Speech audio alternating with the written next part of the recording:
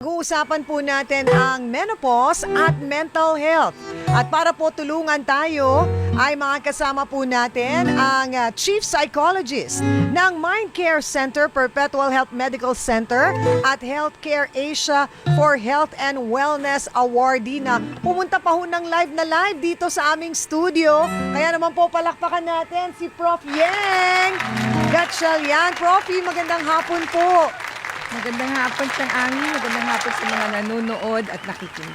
Naku, una sa lahat, maraming salamat po sa pagbisita, Prof. Alam naming malayo ang Las Piñas, South pa yun. At kami nandito sa North. Thank you po ha, we appreciate it. Naku kami rin, nagpapasalamat kami kasi inimbitahan nyo kami dito. Oo, at naku, napakadaming dala ni Prof na meriendang masarap. Pero magiging masarap din po ang ating kwentuhan dahil marami po ang interesado talaga dito. Yung kahalagahan ng pakikipag-usap or yung talaga, dati kasi tabu ito eh. Ayaw na pinag-uusapan, ayaw na inaalam, ayaw din na pinaghahandaan dahil nahihiya, natatakot, or parang ito'y senyales ng katapusan na ng silbi ng isang babae. Gaano ba kahalaga na pinag-uusapan ang mental health, Profi? At ang menopause? Ang napakahalaga nito kasi yung menopause, hindi lang siya basta estrogen o hormonal issue. Malaki ang epekto nito sa mental health natin. Yung mood natin, pati yung nararamdaman sa katawan natin, nakaka-apekto rin yun sa mood natin mismo. So kung hindi ito mapapag-usapan, pwedeng ma-misinterpret ng mga mahal natin sa buhay. Sasabihin, sumpungin ka lang. It ka araw-araw, lagi kang galit. Correct. Tapos kapag binalikan ka nila, nag-retaliate sila sa kasungitan mo, edi lalo nagkakaroon ng conflict. Kaya mahalaga talaga na maintindihan ng mga kasama natin sa buhay kung ano yung pinagdadaanan ng mga kaedad natin. Diba? Oo, ng mga nasa menopause at perimenopause. Siguro magandang mapaliwanag din natin kasi nung una yan na na-experience ko, siguro mga 5 years ago, which was during pandemic, doon ko inisip, ano ba itong nararamdaman ko? Bakit parang galit ako? Tapos minsan, maya-maya, maiiyak ako. Tapos hindi ko na alam yung pala nagpe-perimenopause na ako. Ang perimenopause ay ano po, Doc? Actually, ang perimenopause, parang ito yung in preparation dun sa transition to menopausal period. Pag sinabing perimenopause, meron ka pang menstruation every week, every month, pero nagsisimula na yung mga simptomas nito, katulad ng hot flashes. Oo. Eh, di ba ang hot flashes, grabe, yung mga init-init na mukha mo hanggang leeg mo, tapos nagiging sumpungin ka kasi napakatindi ng discomfort. Yes. Diba? So pag nangyari yun, itong mga bagay na to may kinalaman sa estrogen natin. So pag nangyayari yung mga behavioral manifestations na yan, akala nila nung iba nag-iinarte ka lang, naiinitan ka, di ba? O di kaya sabihin nila nagiging nagger ka. Pero dahil sobra yung discomfort sa mismong body system mo, lumalabas yun sa behavior. Kaya meron itong physiological at psychological effect. Magkarugtong talaga yun siyang amin. Oh, magkasama pala sila. Naku, sabi dun sa ating live sa TikTok, sabi ni Iris Jerez, hala, ganyan ako. Yun nga, hindi na pag-uusapan talaga. Yung mga nararamdaman mo na paunti-unti nang nagbabago sa katawan mo na nakakaapekto din ito, yung hormonal changes sa mood mo, sa anxiety mo, at yung overall emotional well-being. Nabanggit ko yung merong time talaga na hindi naman akong may birthday sa Showtime, iba yung may birthday, iba yung nagsiselebrate. Pero yung konting message, ako yung naiiyak. Bakit ganon, Doc? Profi? Minsan may kinalaman din yung mismong personalidad natin. At siyang masyado kang compassionate person di ba? So minsan natural yung pagiging nakaka-relate ka sa mga mensaheng yon. Pero kung kasama yung mga simptomas ng menopause doon, namamagnify niya. Kumbaga mas tumitindi yung empathy natin sa ibang tao. Kaya minsan madali tayong maapektuhan ng mga nangyayari sa paligid natin. Ang pag may menopause kasi, kasama dyan yung estrogen, yung hormonal issues natin. Yung hormones natin, bumababa. Sabi nung OB-GYN, syempre hindi ako OB-GYN. But from the research, ang sinasabi kasi dyan, pag bumaba, nag-decrease yung level ng estrogen. Sumasama sa pag-decrease yung magagandang hormones natin. Na may kinalaman sa mood, katulad ng dopamine, serotonin. Ayun yung mga nagbibigay ng pleasure So kapag nag-decrease yon, nagiging prone tayo sa lungkot, sa anxiety, madali tayong mag-alala. Ganon yung ano. Pero ang kailangan din natin maintindihan, hindi lahat nagkakaroon ng behavioral manifestations. Oo. At kailangan din maintindihan ng lahat na ito ay hindi pwedeng hindi daanan ng lahat ng babae. So ito ang katotohanan dito, Profi, ay lahat ng babae dadaan dito. Correct. Walang mai-excuse, walang hindi dadaan, so lahat ay dadaan. So dahil hindi nga sabi niya parang nababaliw yung nanay ko, hindi makatulog, overthinker, yung pala menopause na. Yung pagiging overthinker at yung anxiety, symptoms din yan ng menopause. Yes, ang ibang nagkakaroon ng anxiety, depression, yung iba Amerika, naman madaming kaso ng ganyan ngayon. oo, kasi siya minsan bumabagsak yung self-esteem natin kasi may mga physical changes eh. Pag nagme-menopause ka, yung buhok mo nagsisin. Diba? Tapos Oo, yung katawan numinipis. mo. Oo, buti kung yung katawan ng numinipis, Profi. Hindi yung buhok, ayaw natin yun. Luminipis ang buhok, Oo, lumalaki katawan, yes, di ba? Oo. At dahil doon, yung self-esteem natin ay bumababa. Mm. So pag bumaba ang self-esteem mo, kasama na rin yung mood mo doon. Kaya Yeah. minsan nagiging mas masungit ka. Mm-mm. Tingin mo sa sarili mo, ang pangit-pangit mo, ganyan.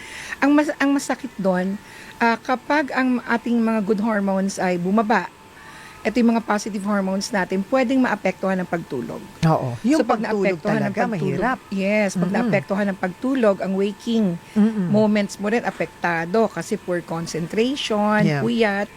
Ang dami, cycle talaga siya eh. Yeah. At kailangan ay talagang parang di mo alam kung paano aaralin, saan ka mag-uumpisa kasi may kalaban kang anxiety, tapos yung pakiramdam mo na parang nadidepress ka, tapos mamaya yung hormones mo, may cortisol pa. Ano yung cortisol naman, Profi? Ang cortisol, stress hormone yan. Stress hormone. Yes. Okay. Ito, Chang Ami, ang cortisol, kalaban natin yan eh. Yan ang nagpapapangit sa atin. Oh. At saka 'di ba ang cortisol dahil chemical yan, ang unang tinatamaan niya puso. Okay. Kaya 'di ba kapag stress ka, laging nakaano tayo sa puso natin, ang sakit Parang ng ang dibdib sakit ng ko. dibdib. Oo, hindi so ako yung- makahinga. Correct. Nahihirapan Yung iba ako. pupunta sa Oo. cardiologist, magpapacheck up sila. Yung pala negative, cortisol yon. Kaya nga ang biro ko lagi, kapag nasa-stress ka, sabihin mo, marami akong cortisol na dala-dala ngayon. Di ba? Instead of saying you're stressed. Yeah. Isa Yun. pang sinasabi ng mga netizens at si Lynn T758, kaya lang sobrang init ng feeling kaya umaatake migraine. May migraine din. That's part of isa sa mga symptoms din po yan, di po ba? O, kasi karugtong niya, kapag masyadong mainit at may migraine ka, pwede talagang matrigger yung attack ng migraine. Pero hindi yung menopause ang nagkukause ng migraine, kundi yung discomfort na pwedeng Nangyayari sa loob ng nangyayari. body mo. Kaya cycle yung effect talaga Yeah. niya. Hanggang kailan po ba yung menopause? Ay, nako. Yung Ay. sinasabi nga nila, forever na. Forever Minsan siya. yan eh. Actually, sad to say, yun din ang sinabi sa akin ng doktor ko. Kaya sabi niya, kailangan aralin mong mabuti, unawain mo yung katawan mo, Yes. alamin mo kung ano yung nangyayari sa katawan mo because it's the remaining 30 years of your life. Right. So, kung ano ba, ang tanong sa akin nga ng OB ko, gusto mo ba, Ami, miserable yung natitirang 30 years ng buhay mo or aayusin mo siya in a way na i-embrace mo siya talaga at aalamin kung ano yung mga dapat mong malaman. Awareness is very important, Profi. Yes, kasi Chang Ami, ito, bukod sa physical natin, tandaan din natin, ito yung stage na tinatawag na sandwich stage. Sandwich. Okay Bakit po. sandwich? Nag-aalaga ka ng anak, nag-aalaga ka ng magulang. Tumatanda ang magulang mo, nagkakasakit sila, inaalala mo, responsibilidad mo. Tapos yung mga anak mo rin, kung may asawa at anak ka, lumalaki rin. Tapos yung responsibility mo sa buhay mo. Tapos eto, nagme-menopause ka pa, di ba? Kaya mahirap talaga tong stage na to. At ito rin yung pinakamahabang stage ng buhay ng isang tao. Ang tawag dito ay late adulthood, no? So middle and late adulthood. Pero ang perimenopause kasi nagsa-start yan mga 40s. Pwedeng early, mga late 30s or mid 30s yung iba daw. Yung Tapos iba. yung iba can be 40 plus. Yun yung perimenopause, Yes. which is the either 5 to 7 or 5 to 10 years before the said menopause. Pag sinabi pong menopause, ito yung isang taon na kayong hindi nagkaka-period. Correct. Tapos meron ding post-menopause. Ito naman tanong ng ating netizens din, si Chai Shop 16. Bakit po, Ma'am Ami, yung stress ko, masarap kumain at konting inis ko sa food ko dinadaan. Ano po ba daw yun? Naapektuhan na yung pag-iisip, syempre, na yung stress dinadaan sa kain. Ito yung mga typical na nangyayari sa mga tao na sa stress. So, ang tatandaan natin, ang stress kasi whether nagme-menopause ka o hindi, halos pare-pareho sila ng simptomas. Yung akala mo, malungkot ka. Tawag na iba depression, pa actually distress or loneliness yun, no? At kadalasan, pag nasa-stress tayo, mahanap tayo ng comfort. Ito na yung pagkain. Yeah. Ngayon, Ganyan din ako at one point. Oo, kaya lalo kang lalaki. Lalaki, diba? oo. Ngayon, kapag nagme-menopause ka na, nandun ka sa period na yun, kasama pa yung distress sa katawan mo, responsibilities mo sa buhay mo, yung pagkain ang pinaka-comfort mo ngayon. Ang masakit doon, hindi lang kasi yung dami ng kinakain siyang, kundi pati yung quality ng food. Quality. Diba? Dahil nga paraging instant na lahat ngayon. Yes. Oo. Diba? So, totoo ba daw, Profi, na mas mataas ang risk ng depression sa menopause stage? At bakit po? Yes, kasi yung decrease ng estrogen can also cause decrease of positive hormones that we have, katulad ng dopamine. Yung nabanggit mo kanina. Yung mga binanggit ko kanina. Kaya nagkakaroon ng, sabihin na nating, na-exacerbate niya yung tendencies na magkaroon ka ng depression. Pero hindi naman lahat nagkakaroon ng depression. Kasi ang lagi rin natin tatandaan pag sinabing depression, it's a psychological disorder. Yes. Hindi siya kapareho ng lungkot. No? Pag nalulungkot, yan, epekto yan minsan ng menopause. Pero kung depression, kapag nagkaroon na ng problema sa functionality mo, yan, kapag hindi ka na nakakatulog ng ilang oras, ilang ilang linggo, ilang araw, siguro, no? Yun, pwedeng depression na siya. Pero kailangan pa rin talaga ng doktor, ng psychologist o ng psychiatrist to tell you that. Eto, nabanggit mo to kanina yung naglalagas ng hair. Sabi niya, Ma'am Ami, tanong ko lang, ba't lagi po akong natatanggalan ng hair pag nagsusuklay ako? Maraming, ang dami daw niya. Na, kasama rin yun ano, sa symptoms. Sa symptoms ng menopause. Opo. Yung nalalagas ang hair. Part po ba ng pre-meno yung having 1 month period na super heavy? Yes, no? Kasama din yun.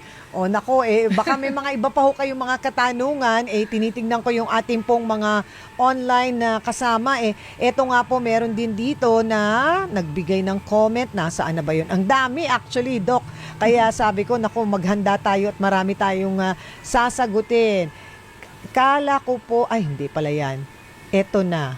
Relate daw sila sa ating topic at sabi nga ay marami daw natutulungan. Bakit nga ba, Doc, noon ay hindi talaga pinag-uusapan na ang menopause at bakit nahihiya ang mga babae?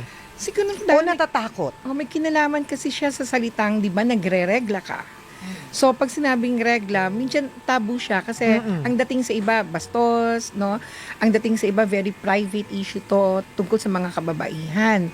Kaya tuloy, hindi natin napapag-usapan kung ano yung mga mental health concerns sa mga babaeng dumadaan sa pagme-menopause. Kahit nga yung mga bata na nagsisimula pa lang magkaroon ng regla, hindi rin pinag-uusapan. Tapos ngayon, kapag patapos na yung pagre-regla mo, eto nga yung pagsasabi ko ng regla, baka iba ma-offend pa, di ba? So, hindi tayo ganon ka-open during that time. Kaya napakaganda na meron topic na ganito kasi okay lang naman i-discuss mo to sa asawa mo, i-discuss mo sa mga kapatid mo, kailangan nilang maintindihan kung ano yung nararamdaman mo. Para kapag nag-manifest yung behavior na hindi nila nagugustuhan, at least alam nila na nagbe-menopause ka. But we also have to understand na hindi dapat na sila lang ang mag-a-adjust sa'yo. Katulad ng sabi mo kanina, kailangan alam mo yung katawan mo. So, dapat nakaka-adjust ka rin, katulad ng damit. Kung masyado kang naiinitan dahil sa hot flashes, huwag kang magsuot ng mga damit na masisikip o makakapal. Huwag kang magkumot sa gabi. Huwag kang magkumot. Yung asawa ko nga, sabi nga ng asawa ko, ano ba yan? Magkukumot ka, tapos mamaya pagka malamig na, ibabalik mo na naman yung kumot. Pag nainitan ka, tatanggalin mo. Ganon, di ba? Oo, kasi ang hot flashes, akala nila mukha lang. Ay, ako po sa legs. Sa legs. Sa legs yung iba dyan. Sa legs yung sa akin. Tapos nangyayari siya sa madaling araw, mga 1:00, 2:00. Yan, para siyang umaakyat na mainit mula sa talampakan pataas. Di tatanggalin ko yung kumot. Maya-maya naman, wala pang 10 minutes, Profi. Giniginaw naman ako. Yes. Diba? Kasama yan. Ang hirap din talaga intindihin. Sabi tuloy ni Jopay na Nation Vlogs, akala ko din nga, Chang, yung nanay ko sinasapian na ng bad spirit.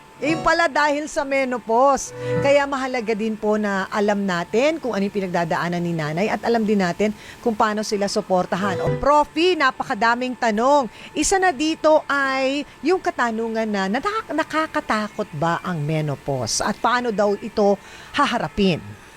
Etong pag-uusap natin ngayon, isang paraan ito para mapaghandaan nila yung pagdating nitong menopause period na ito, no, yung ating perimenopause. Nakakatakot kung hindi mo alam. Pero kung halimbawa alam mo na, kapag nasimulan mo siyang maramdaman, at least handa ka na sa mga damit na isusuot mo, handa ka na mentally, psychologically, dahil alam mo na yung nangyayari sa'yo ay dahil sa menopause or perimenopause. Minsan kasi ang nakakatakot o ang nakakainis ay yung hindi mo naiintindihan ang nangyayari sa'yo. Kumbaga, ano ba to? Ba't wala pa ka mainitin ng ulo ko?